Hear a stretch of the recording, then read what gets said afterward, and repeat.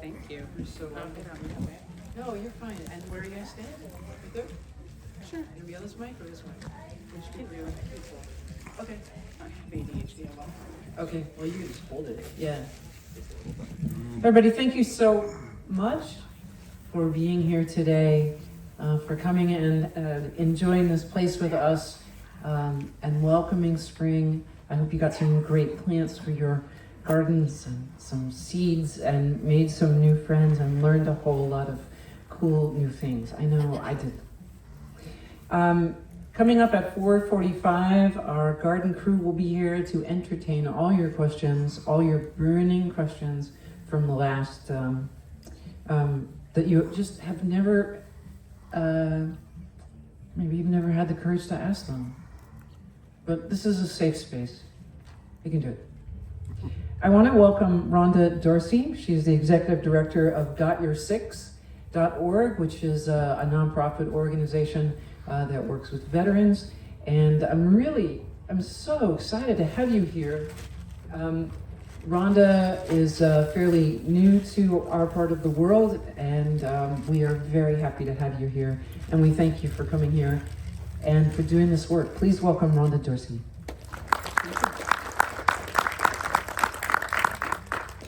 Good afternoon, everyone, and thank you, Baker Creek. They've been very generous to us since we have been here.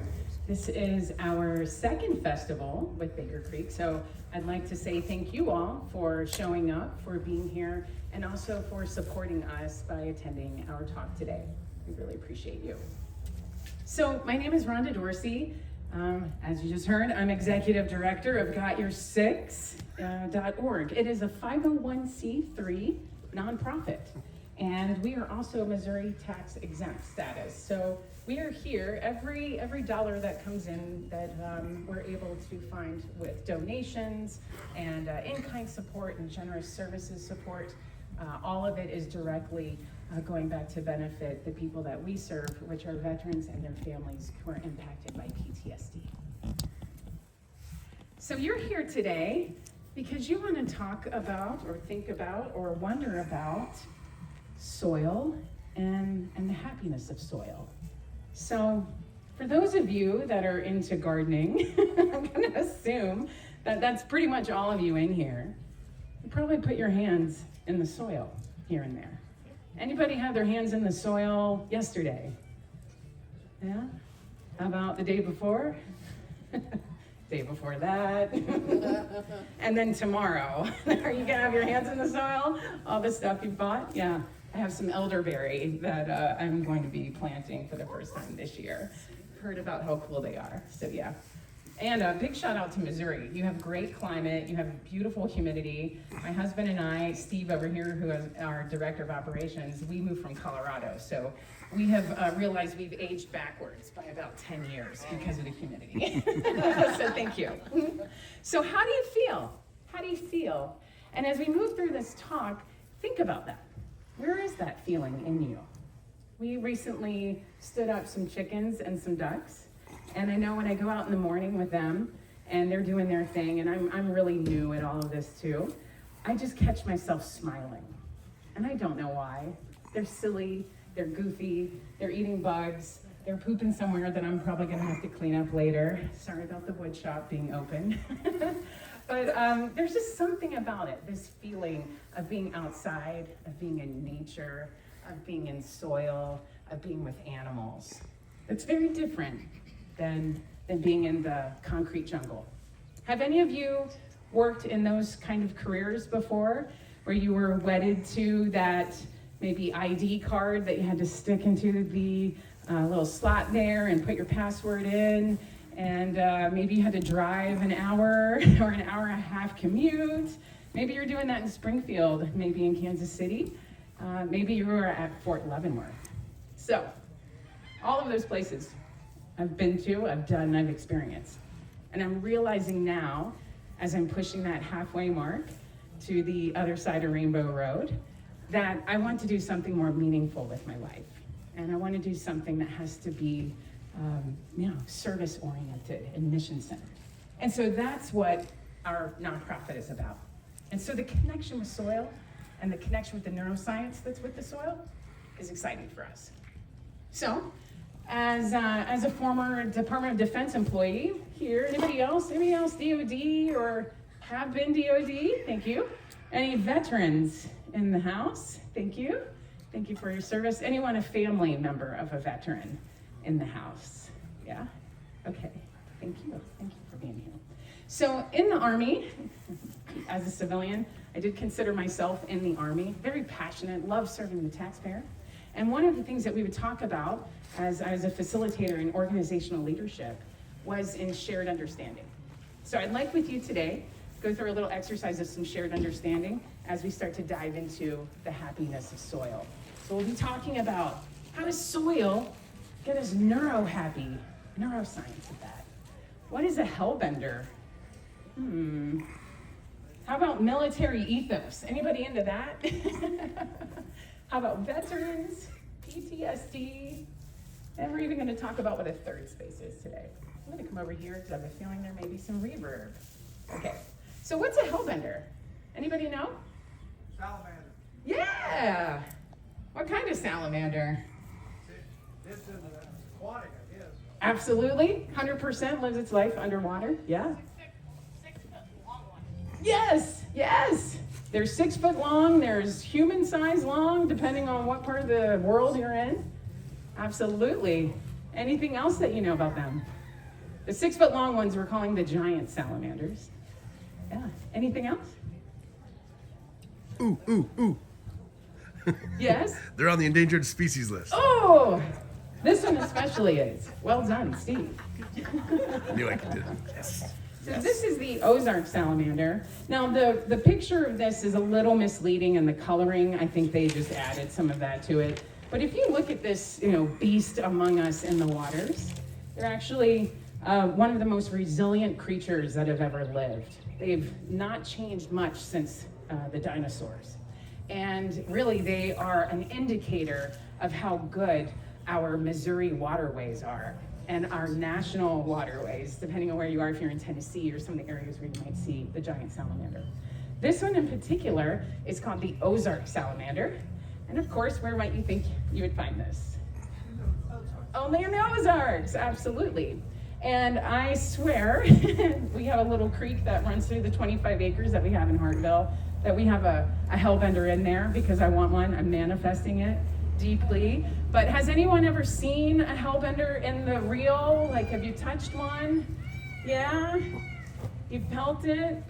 Someone was telling me when they were a kid in the Missouri rivers and the Arkansas rivers, they were barefooted and walking around and they used to just be everywhere. And I haven't seen them yet. But I do hear that they are there.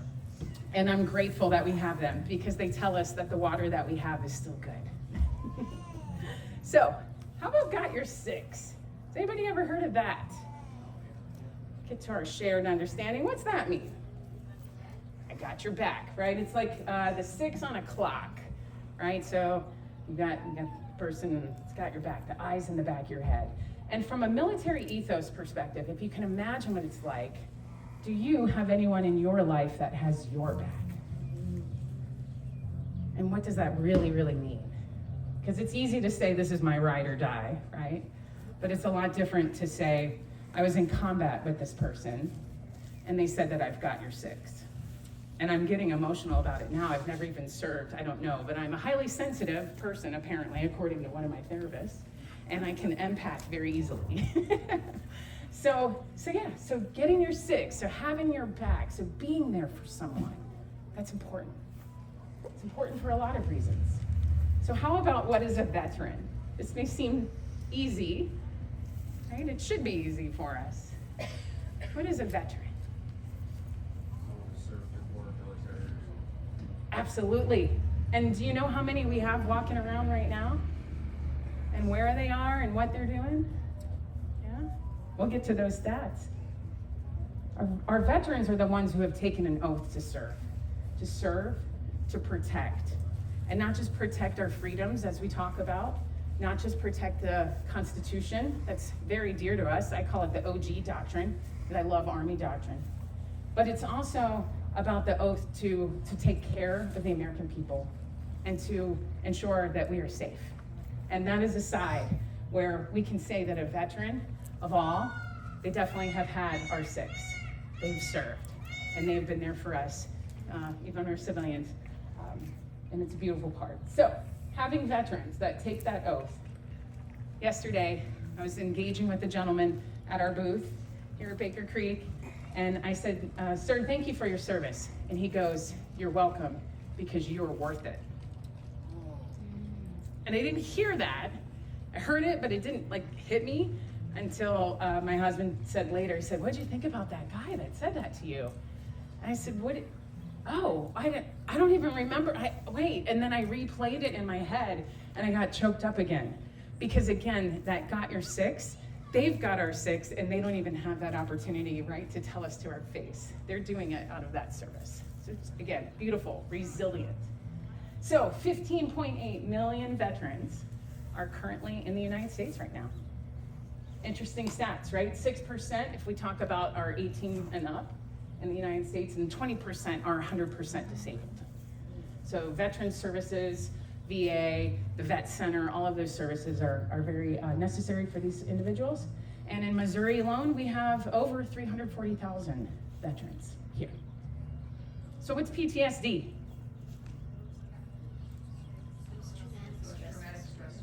Yeah, this isn't something that's probably new for anyone. Most of us have heard about post-traumatic stress disorder.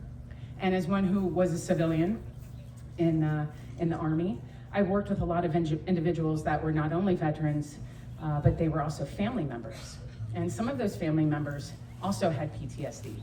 And so not only do we have a population of family members that are working through this and caring for them, but they also may be suffering too because their risks are higher.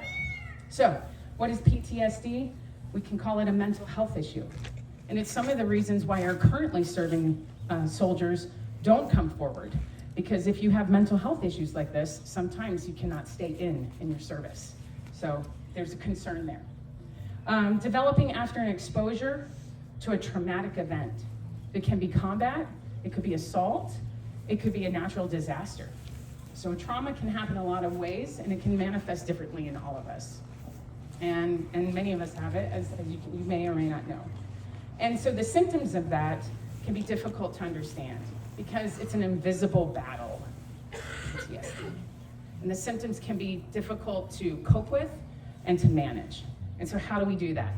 We're getting a little closer to what we're talking about with this invisible battle and what soil can do to help. So 5.8 million veterans in 2024 were diagnosed. That's not including the ones that had been diagnosed before, right? So it's 14 out of every 100 men, and the statistic is higher for women with 24.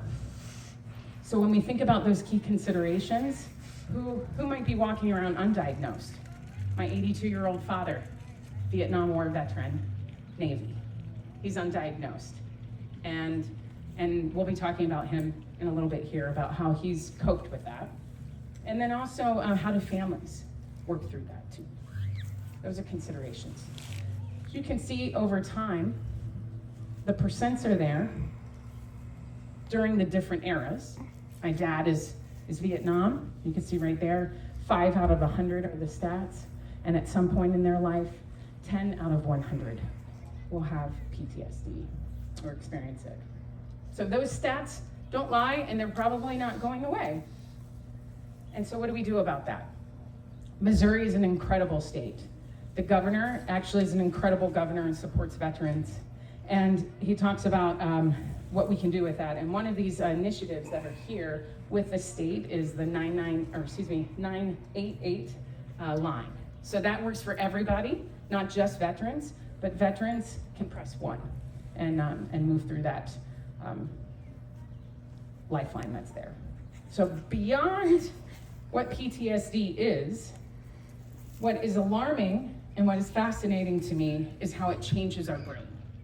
The trauma that is experienced actually changes the neurochemistry that's in our brains.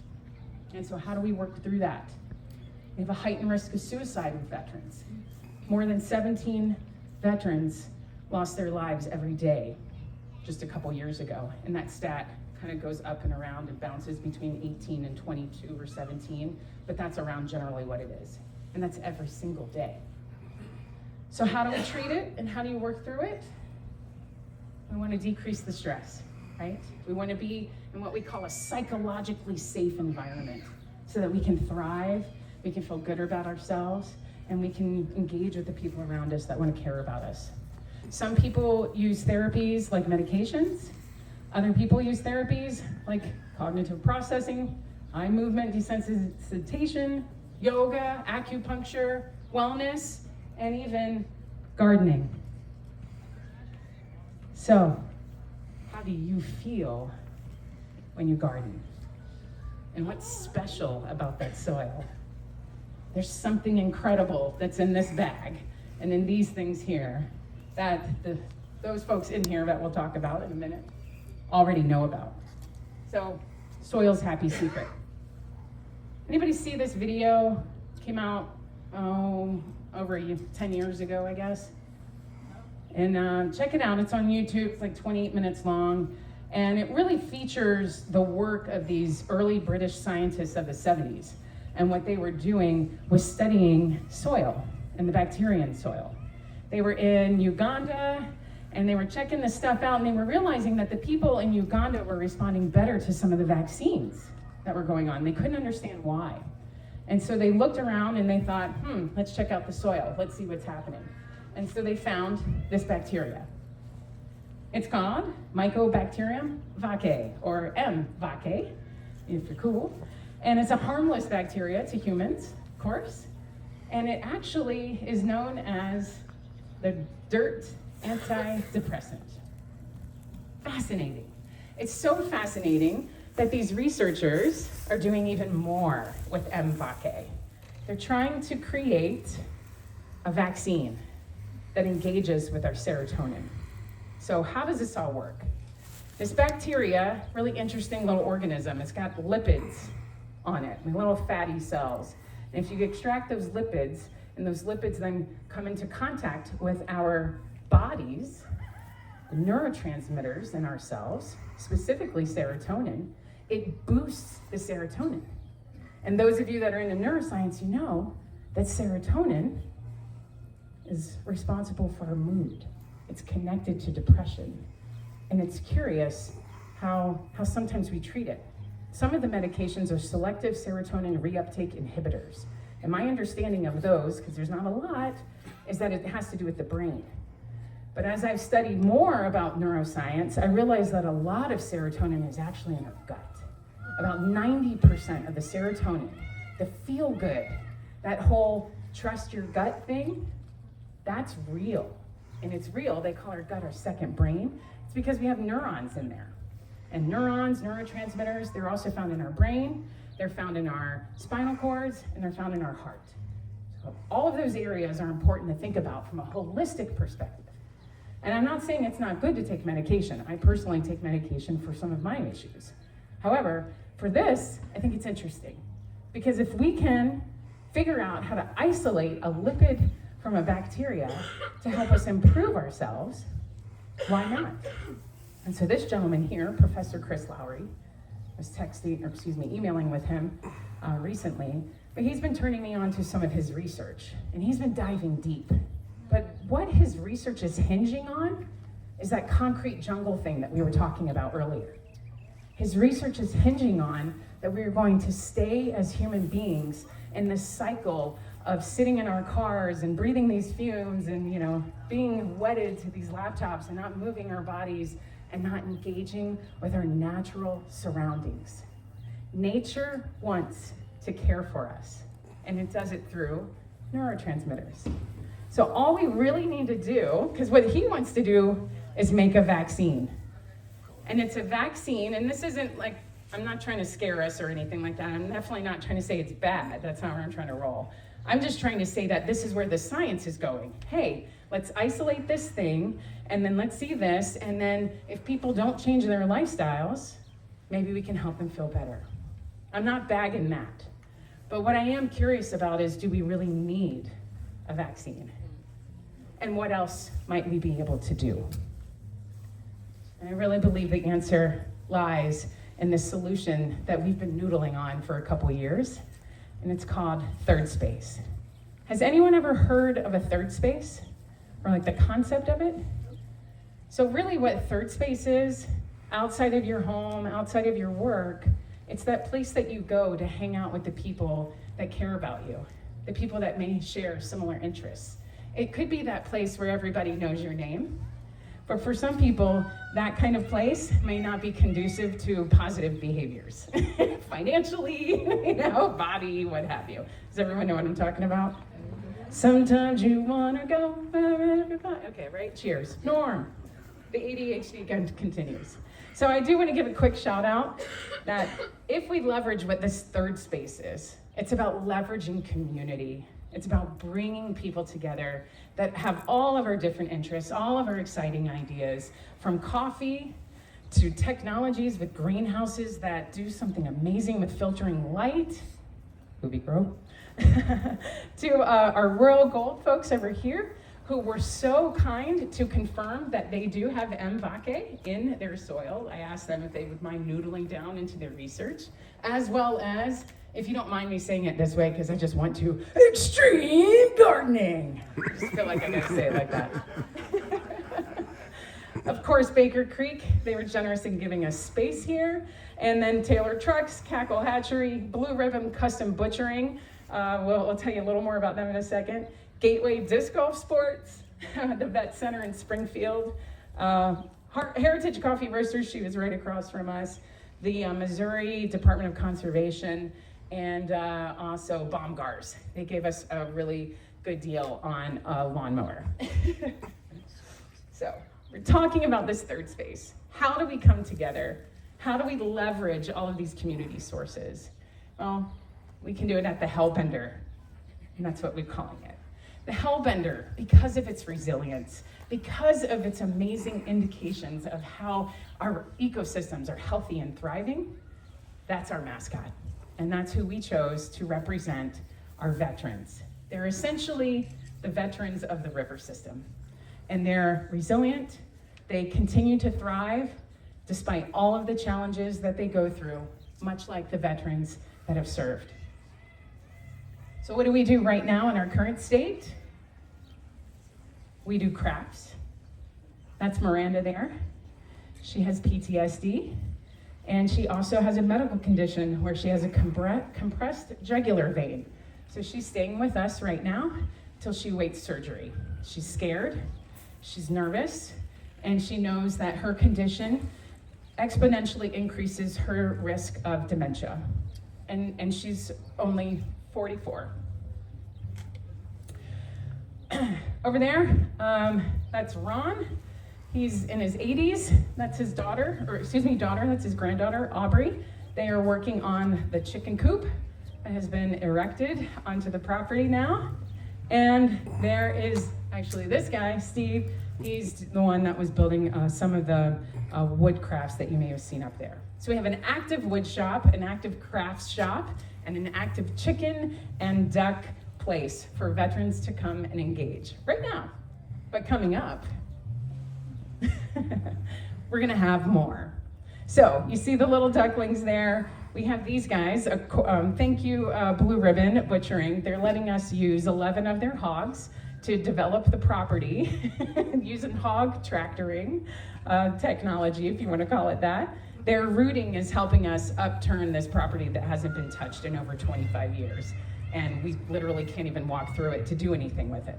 So once these hogs get done with the 25 acres, then we're gonna push out and do even more. So we'll expand our chickens, our ducks, we'll do workshops where we give chicken coops away and wood shop things. We're also building out our kombucha. Anybody drink kombucha? Why do you drink it? Enzymes, probiotics. Yep. Remember what kombucha does? It's that gut health thing, right? The probiotics. So again, we're gonna help our veterans understand more about gut health by brewing kombucha. They're doing it now. And eventually down the road, we will have a tiny home community for veterans that need support, like Miranda, but something better than the van that she's living in right now. We'll also have a PDGA approved disc golf course, 18 holes, and our mental health support staff will be on site. So we want to collaborate with you. We want to get our hands dirty in the soil with you. And we want to help spread around all of that goodness that the neuroscience in the soil that we all live in can do for us. So now I ask you, what do you want to do? How might you make a difference? How does soil impact your life? Anybody?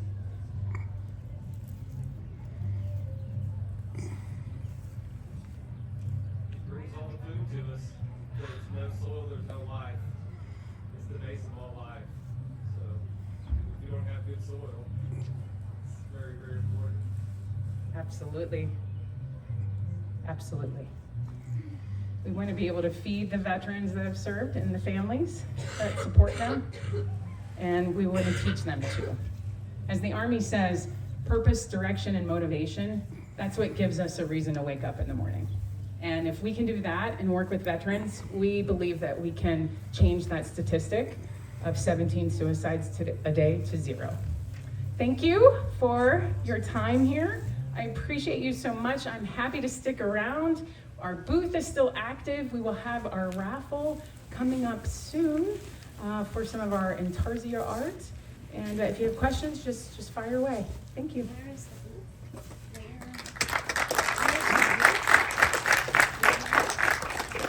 Thank you. Where is the booth? It's right on top of the hill next to the seed store. Thank you. Yes, ma'am. Just outside off of Highway E. I'm pointing like I know where it's, you know, like you can see it.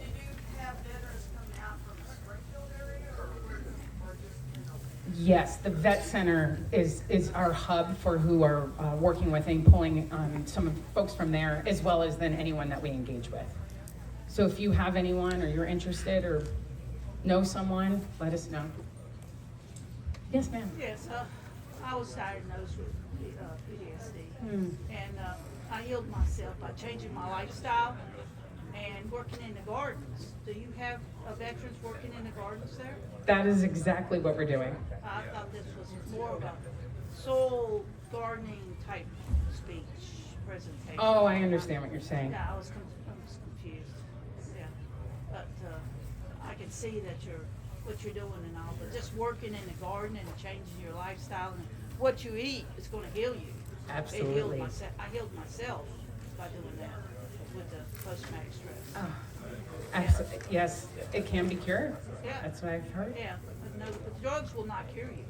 But you know, and I know severe cases they require it, but it won't cure, heal you. It's the food, herbs, and getting out therapy in the gardening.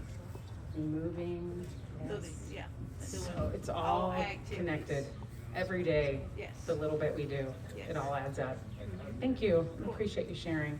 And I will work on being less confusing. No, it I wasn't that. like that feedback. Thank No, you. it was the lady, I asked her what this class was about. Oh. So, I thought it was on soul, that's why I was late for weed. I How understand. you improve the soul and, and all that. You want to talk to that guy? No. Hey, great. Thanks, And the Rhonda. other guy. Oh, I love you guys. Great talking. you. Thank you so much. much. This is such a great thing. Oh, love you guys too. And thank you for being so generous with Not a problem. Not a talking problem to at us all. and listening and everything. Soon, and we'll get you guys down. Extreme. Thank you. All right, we'll talk to you guys soon. Thank you. How are you?